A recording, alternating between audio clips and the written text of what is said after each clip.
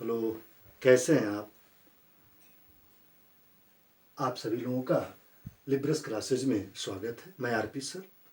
मैं आप सब जानते हैं कि वर्तमान समय में भारत में कोविड-19 अर्थात कोरोना वायरस का संक्रमण फैला हुआ है, जिसके चलते आज सभी स्कूल, कॉलेज, सभी शिक्षण संस्थाएं, कोचिंग संस्थान के यहाँ सब ऑफलाइन क्लासेस बंद चल रही हैं और लिब्रस क्लासेज में भी विगत बहुत दिनों से क्लासेज नहीं चल पा रही हैं।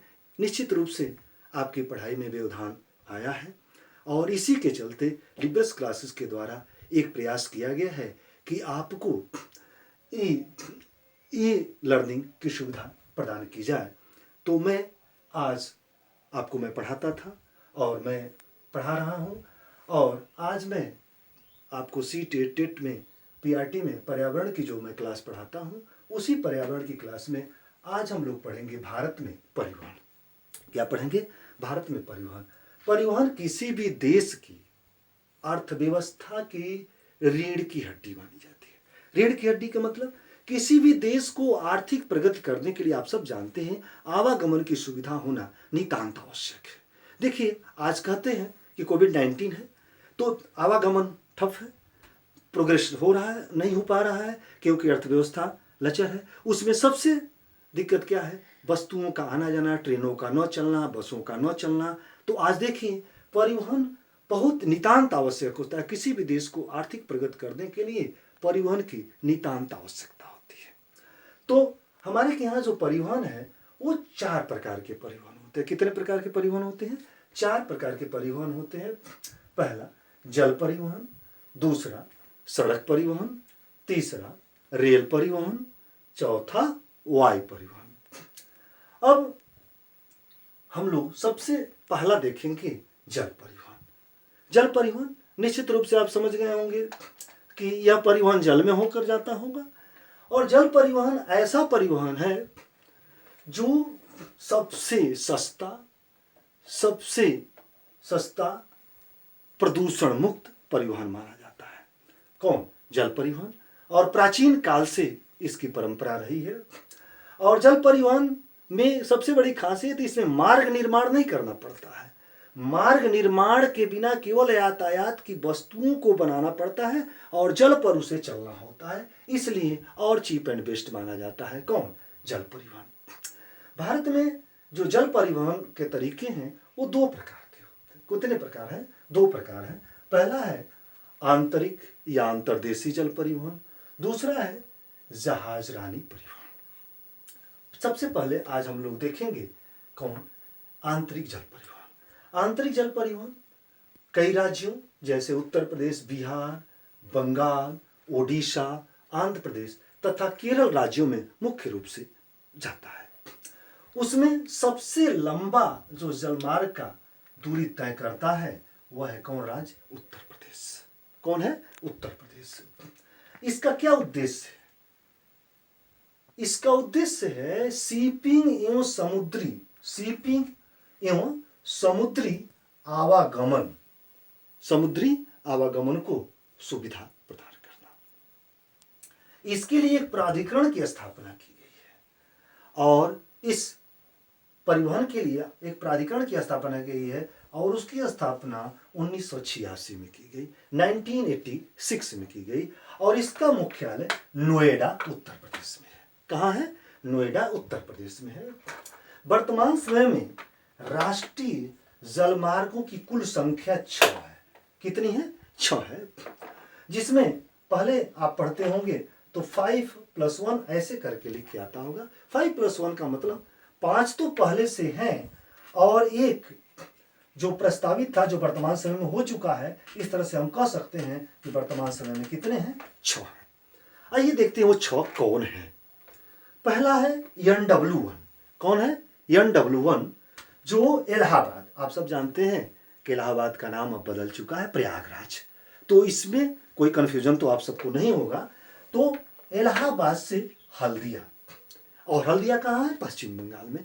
अर्थात उत्तर प्रदेश से लेकर के पश्चिम बंगाल, इलाहाबाद से हल्दिया किस नदी पर? गंगा और हुगली नदी। आप सब जानते हैं गंगा उत्तर प्रदेश और हुगली जो पश्चिम बंगाल की नदी है और इसकी कुल लंबाई है 1620 किलोमीटर। कितनी है?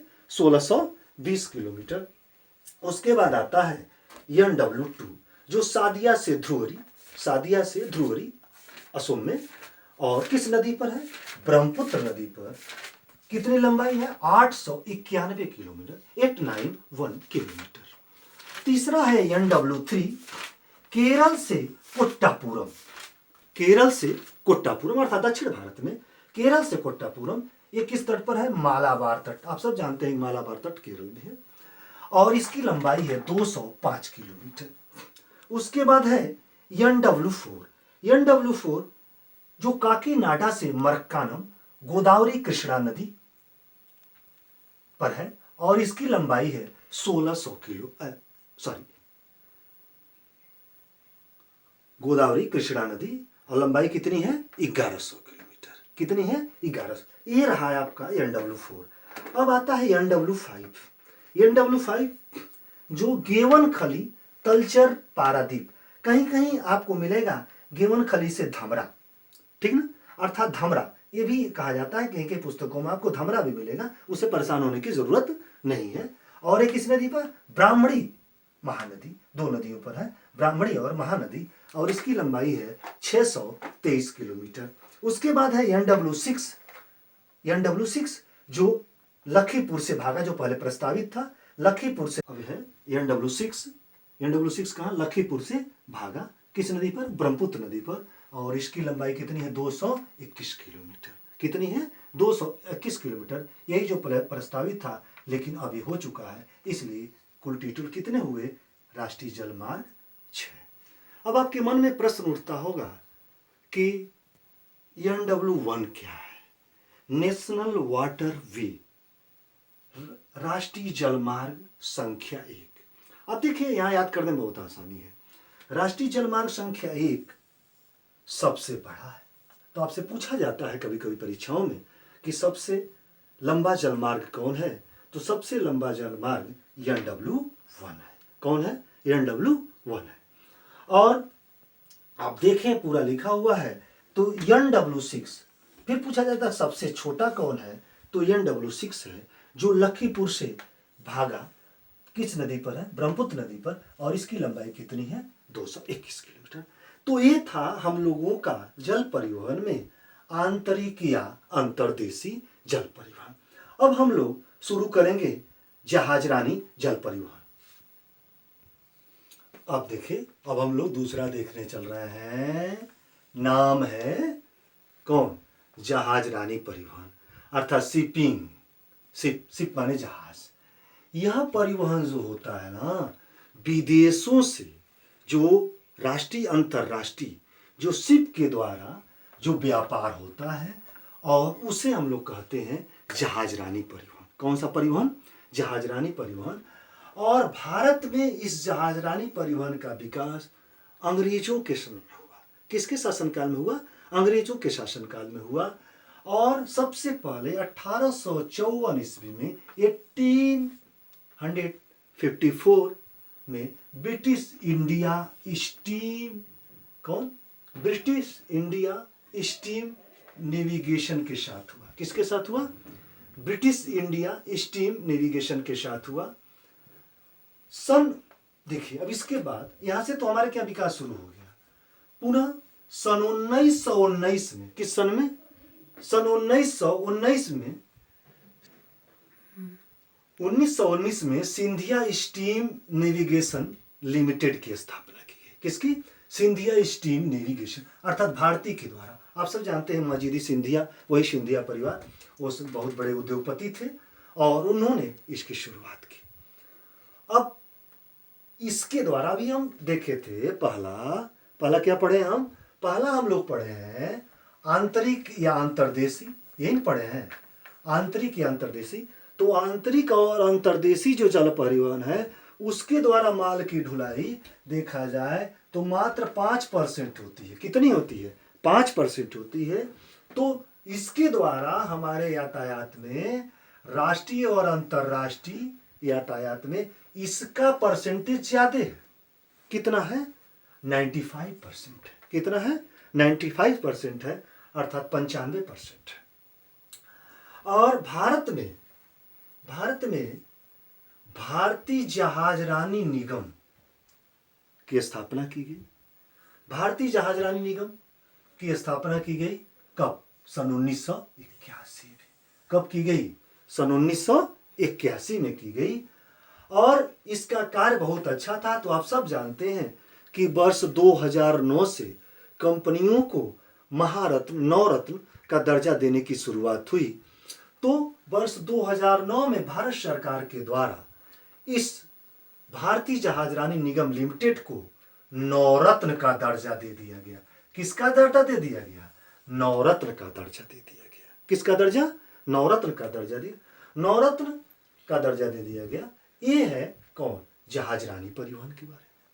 अब ये जो जहाजरानी परिवहन के द्वारा जो राष्ट्रीय और अंतर्राष्ट्रीय शिपयार्ड पर जो सामान आते हैं और यहाँ से व्यापार सुविधाएं प्रदत्त की जाती है, उसको वो स्थान क्या होता है? तो वो स्थान क्या होता है? बंदरगाह। क्या होता है? बंदरगाह, पोर्ट, जिसको पत्तन कहते हैं। देखिए, हम बता भी रहे हैं आपको, समुद्र तट पर स्थित नगरों द्वारा किसी देश का व्यापार विदेशों से होता है तो उसको हम लोग किसकी संज्ञा देते हैं? पोर्ट की, बंदरगाह की। अर्थात कहा जाए कि शिप का घर होता है। शिप जो पानी वाली जहाज होती हैं उनका एक तरह से घर होता है। कौन? बंदरगाह। इसी बंदरगाह पर सामान उतारे जाते हैं, यहीं से आयात और निर्यात किया जाता है। मान लीजिए अपने देश से सामान विदेश को भेजना है तो निर्यात करना है तो यहीं से होगा। किसी देश से कोई सामान आ रहा है तो वहां से मंगाया जाएगा। कहां पर? इसी बंदरगाह पर। इस तरह से बंदरगाह की बड़ी महत्वपूर्ण भूमिका होती है हमारे आयात और निर्यात में, अर्थात परिवहन में। और वर्तमान समय में देखा जाए तो भारत में कुल 13 प्रमुख, कितने? 13 प्रमुख बंदरगाह हैं, 13 प्रमुख पोर्ट हैं और लगभग 200 गैर प्रमुख हैं। तो आइए हम उन 13 को देखते हैं। लेकिन आप सब जानते हैं कि भारत का नक्शा देखे होंगे तो भारत के नक्शा में हमने पर्यावरण पढ़ाया, पश्चिमी घाट और पूर्वी घाट पढ़ाया।